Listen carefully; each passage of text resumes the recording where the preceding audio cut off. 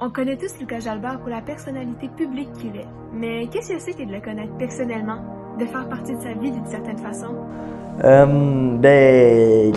Moi, j'ai jamais connu Lucas, mettons, dans une conférence, puis tout, on est tout de suite embarqué dans une relation amicale, tu sais, fait que moi, je te pose la question, c'est comment de connaître Lucas en tant que personnalité publique?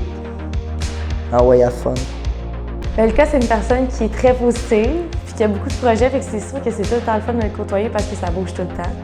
C'est quelque chose qui est très agréable, puis je sais pas, on sent tout le temps qu'on peut dire qu'est-ce qu'on pense, puis être honnête, puis aussi d'être nous-mêmes aussi. On n'a pas besoin de changer pour lui, puis d'être une autre personne. On sait qu'on va être apprécié quand on va être avec lui. Donc, connaître Lucas personnellement, c'est vraiment une chance que j'ai eue de le rencontrer.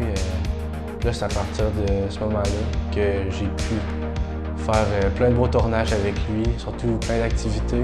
Je pense que j'ai vraiment une chance énorme de pouvoir le connaître. Autant dans la série que dans la vraie vie, je le considère comme mon frère. Puis c'est sûr qu'il se rapproche beaucoup des acteurs qui jouent dans la série. Fait que, mettons, on fait des activités hors série. Ouh, oui! Hey, c'est un méchant malade, mais dans le bon sens du terme. Ne manquez pas le tome 4 des Enfants perdus qui est disponible partout en librairie, en plus de la web-série. Soyez là, ne manquez pas ça. Allez-y, là! Allez-y!